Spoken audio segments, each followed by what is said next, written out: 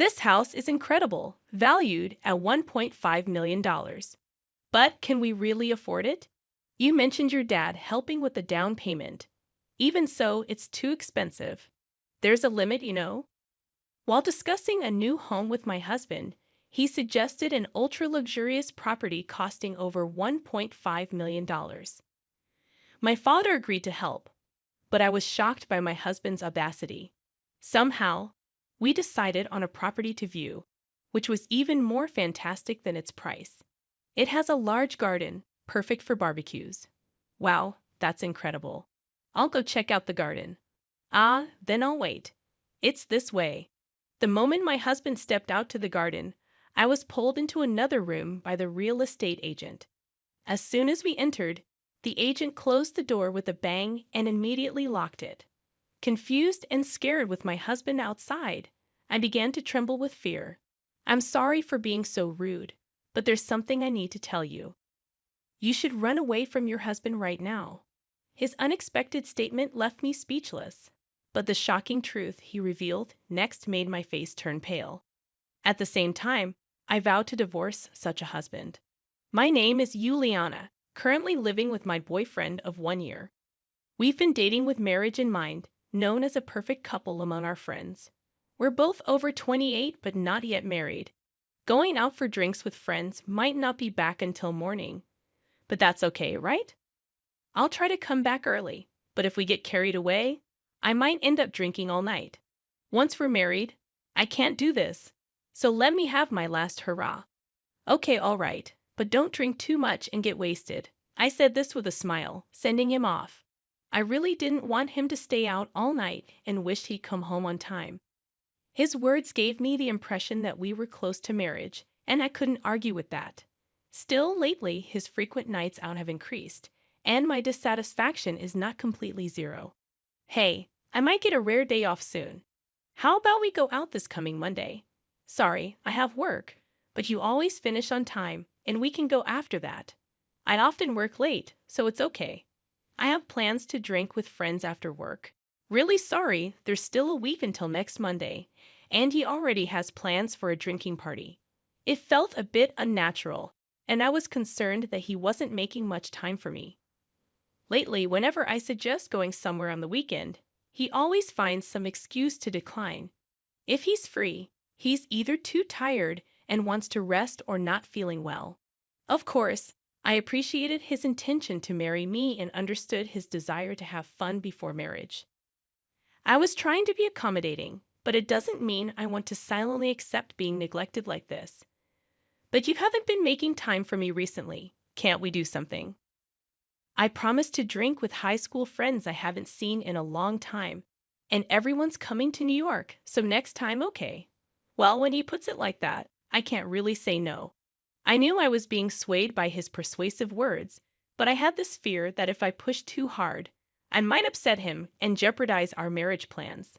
So I didn't say much.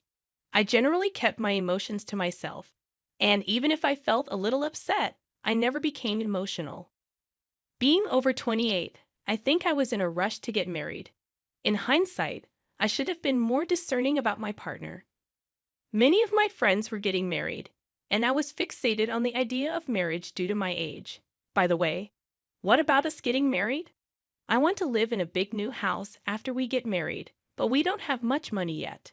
About that, if we decide to get married, my dad said he'd help with the down payment for a new house, so we don't have to worry about money. Really? Then I want to get married soon too. Seems like good timing, right? Really, I'm so happy.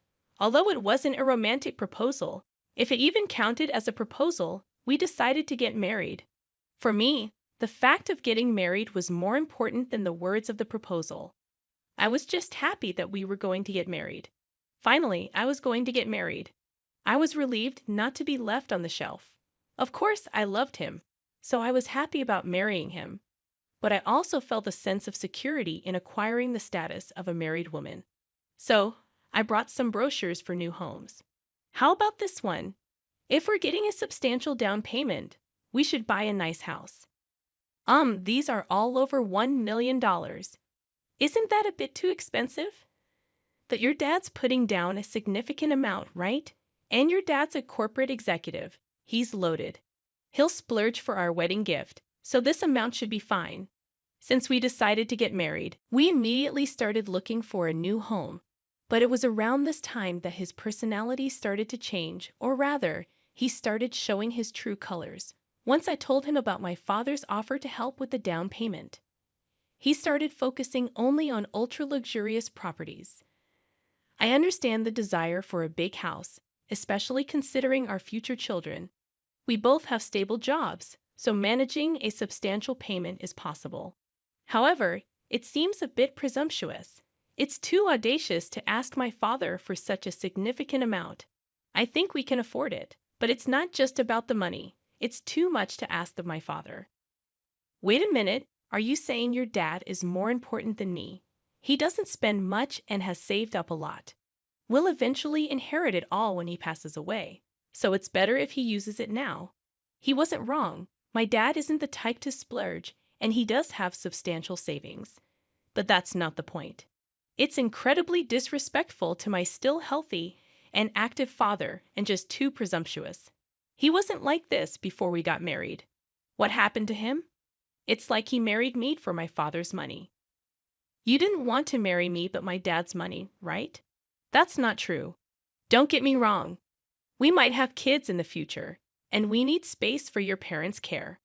That's why I want a decent house, right? Don't worry, it's not about the money. Indeed, his points made sense. If we need space for future children or my parents' care, a bigger house is better. I should first consult my father. It's his money after all. It's not right for me to decide everything. After hearing his opinion, we can move forward with specific plans. That's what I thought as I decided to contact my father. So we're looking at some expensive properties. What do you think? You don't have to worry about us, but if you think about future children, living in a spacious house might be better. And if it makes my darling daughter happy, I'm willing to do whatever it takes. My father said this with a smile. Truly wealthy people don't even flinch at such things. Maybe I was worrying too much. Maybe it's okay to go for an expensive house.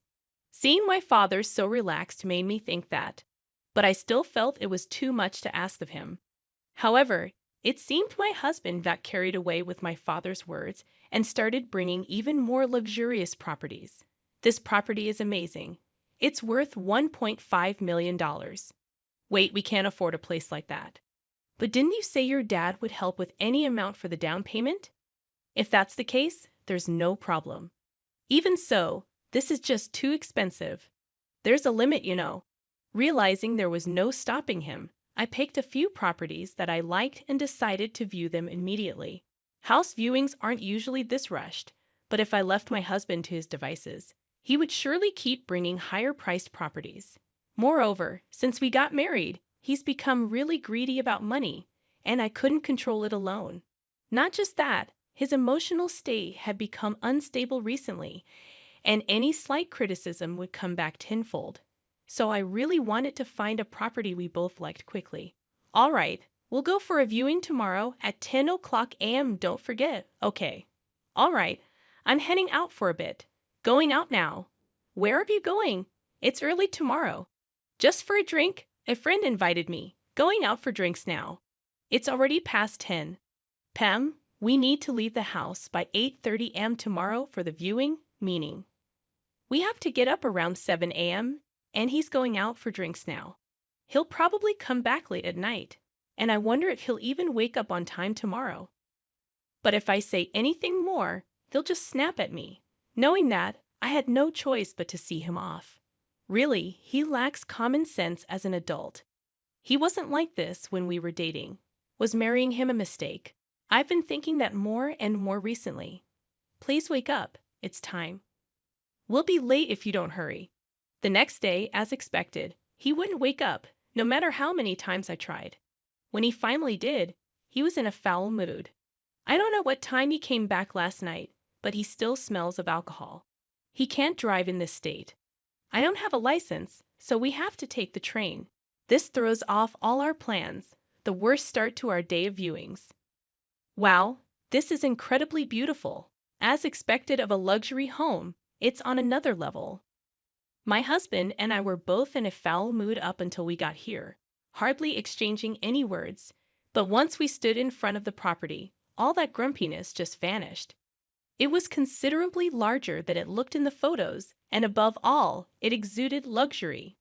We had only seen the exterior, but it seemed like a really good property. I felt that deep down, the real estate agent was already waiting for us, but they've been rather curt since a while ago. It was such a great property, yet I wondered if this is how high-end real estate agents act. But there was no point in complaining to the agent. We decided to go inside for a viewing, thinking that if we liked this house, we would settle on it.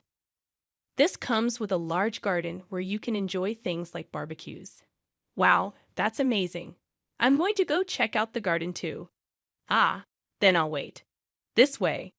As soon as my husband stepped out into the garden, the real estate agent pulled me by the arm into another room. As soon as we entered, they slammed the door shut and immediately locked it. Wait a minute, what's going on? It's unbelievable to do this when I came to see the house with my husband. But the fact that they brought me to this separated room and even locked the door, as I realized this, a wave of fear surged through me and I started to tremble. I was so scared. I felt like crying. But the agent put their index finger to his lips, gesturing for me to be quiet. Even though I was too terrified to speak, I'm sorry for being so rude. However, I need to tell you something. Your husband, you need to run away from him now. Run away. What is this person talking about? Could this be some new kind of pickup line? Regardless, my fear only grew. Although I had calmed down a bit, I considered calling out loudly for my husband's help. But before I could do anything, the agent continued. Actually, I have a friend who runs a bar on the Las Vegas Strip. I introduced them to this real estate, and that's how we're connected. But recently, they came to me with a problem. It's about illegal drug trafficking. There are people using my friend's bar as a place for these transactions. Yesterday, we caught someone, and it was your husband. I was so shocked. I had to ask again, my husband dealing in illegal drugs? That's impossible. It just can't be. He has a normal job. He's not the type to get involved in crime. But I couldn't deny that there were some signs. Ever since we decided to get married, he's become excessively greedy about money. Lately, he's always been restless, and suddenly he started carrying 2 cell phones, one for work and one for personal use. Even yesterday, he went out for a drink all of a sudden, even though he was ready to go to bed. Could it actually be true? It's a coincidence, but I can't just ignore it. It would be a huge loss for me if my property were used for a crime. That's why I'd always keep an eye out. My friend caught him yesterday, and we have evidence. After saying that, the agent opened the door leading me back to the living room. Just then, my husband entered the house from the garden. Where have you been? I was just explaining the kitchen system to her. It's an important element for the lady of the house. Aha, I see. Do you like this property? Yeah, I think it's a great place. My husband was happily chatting with the real estate agent. But could this really be the demeanor of someone whose crime was exposed just yesterday? He seemed in high spirits, not looking down or scared at all. But I couldn't believe the real estate agent was lying. For now, we decided to go back home, and then I immediately contacted the agent. Hello, I'm waiting at the cafe near the station. See you there. That evening, I told my husband I was going shopping and met up with the agent. Maybe the agent was lying, but my husband's recent behavior had been really odd, and it wouldn't be surprising if the agent's story was true. Did you bring the evidence? I haven't shown it to the police, but if you want to take it to them, go ahead. We just don't want an arrest happening on our property. Then the agent showed me several photos as evidence. My husband had really been involved in a crime. I didn't understand why. Was it for money, or was he involved himself? But I couldn't stay with a criminal, and I would never forgive him. I took the evidence and went straight to my husband. Oh, you're back. It's late. I'm hungry. Huh? Hungry? Well, enjoy your last meal in the free world. Wait, why are the police here? I was scared of what he might do if I told him I wanted a divorce and was going to the police. He had become more aggressive lately, and I felt genuine fear. So I submitted photographic evidence to the police and went home with them. Seeing the police, my husband was shocked and trembling, but he couldn't run anymore. I can't believe you were committing crimes. That's despicable. And to think you were going to make my dad pay the down payment for that fancy house. You're finished as a person. What's going on? Explain this to me. What do you need explained? You see the truth right in front of you. You were selling that weird stuff, weren't you? He was silent, but seeing the police and hearing my testimony, he must have realized there was no escape. As he became almost hyperventilating, his eyes wide open, he charged at us.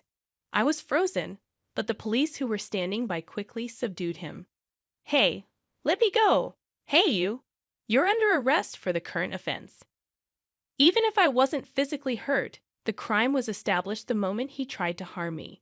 Plus, he had grabbed a rod-like object from a shelf and was swinging it around. There was no excuse for not having violent intentions. To think I was living with someone like you, it's truly the worst. Just disappear from my sight right now. You're going to pay for this. I'll make sure you regret it. Was that a threat to me? He was oblivious that if he continued with this abusive language, he'd only be adding to his crimes. Ignorance is indeed frightening. But then again, someone who knowingly commits a crime probably doesn't think straight. After that, my husband was taken away by the police, and I just collapsed in relief. I was really scared when he glared and charged at me. I didn't know what would happen. I'm so glad I had the police with me. I immediately called my parents, and they came over to the house. Are you okay? I am fine, but I was so shocked. I never imagined he would. It's good that you're unharmed. My parents were genuinely concerned for me, and I realized how lucky I was to have come out of this dangerous situation unscathed. But I had no idea. I never thought he would do something so terrible. He won't be in prison forever. Let's talk with his parents first. There's the divorce and future arrangements we need to have a discussion. True, under American law, getting caught with drugs doesn't mean decades in prison. He might hold a grudge against me. If that's the case, I'd be too scared to live. I wasn't sure how his parents would react, but I had my parents with me, so I felt safe. We decided to have a talk. So that's the situation. I'm so sorry. Our foolish son. How can we ever apologize? Please accept our apologies. No amount of sorry can erase the crime, but please take this as our apology. I braced myself for their resentment, but his parents apologized to me. Of course, it wasn't their fault, and they didn't need to apologize this much. I hadn't been physically harmed after all. But seeing his parents so earnestly apologizing, I couldn't help but wonder how such decent people ended up with a son like that. Please lift your heads. You don't need to apologize. We're here to discuss what's next. We'll ensure he never comes near you again, even after he's out of prison. I promise you that. And it's not much, but could you accept this? They said, almost crying for the sorrow and pulling an envelope from their bag. It was thick, likely containing about $100,000. Wait a minute, what's this about? I can't accept such a large amount of money. We know it's not much, but consider it compensation. What he did brought you a lot of trouble. Please accept it as a token of our feelings. But I didn't want to dismiss their gesture. Still, it felt wrong for his parents to take all the responsibility. He's going to prison to pay for his crimes. The trouble he caused me is a separate matter. As I thought about this, thank you for your kindness. However, as adults in society, we should take responsibility for our actions. If this money is to be my daughter's, please promise that you will let him pay back the entire amount to you after his release. Of course, we won't be lenient with him and will make sure he's properly rehabilitated. I'd appreciate hearing that. We're truly sorry. His parents, my former in-laws, apologized right until the end. It's so unfortunate that such good parents ended up with a son like that. However, they assured me they would handle the situation, so I decided to leave everything to them. I later heard he was sentenced to about 4 years in prison as the drugs he dealt were considered less severe. I was cautious after hearing about his release, but fortunately, nothing happened. It seems we're now leading separate lives. Then, unexpectedly, I got a call from his parents. You don't need to apologize anymore, but we think it's important to make amends. If you really don't want to meet, we'll understand. All right. I had almost forgotten about him in those 4 years and had started a new life. But his parents wanted him to personally apologize to me. I agreed, thinking it was a way of setting things right. I didn't want him to know my current address, so we met at his parents' house. It's been a long time. I'm truly, truly sorry. He had lost weight and aged about 10 years in those 4 years. Life in prison must have been hard, but he brought it upon himself. Seeing him kneeling without hesitation, I could tell he had changed or at least reflected on his actions. But that doesn't change anything for me. I have my own life, and there's no way I'd reach out to him again. Now you need to pay back your parents and atone for what you've done. When I said this, he just nodded, looking downcast. I haven't been in touch with him since, and I don't know what he's doing now. But I still talk to his parents regularly. They told me he's now working at a construction company and is being very diligent. His salary is managed by his parents. Whether he's truly repentant or not, I'll have to wait and see. But for now, he seems focused on working to repay his debt without wasting money on himself. He might fall back into his old ways, but if he does, his parents will probably cut ties with him. It's up to him now. I'll just let him be. All right, everyone's ready. Let's go. Yeah, by the way, I've since remarried and now live happily with my husband. My parents like him too. We often travel as a family, and I'm building a happy home with my second husband. Of course, there might be big problems ahead, but as long as my husband doesn't betray me, I'll support him no matter what. Once you betray someone's trust, it's hard to regain it. Relationships seem simple, but they're more complicated than you'd think. My ex-husband must have learned this the hard way. I just hope to live a life I can be proud of, always considering those around me and not end up like him.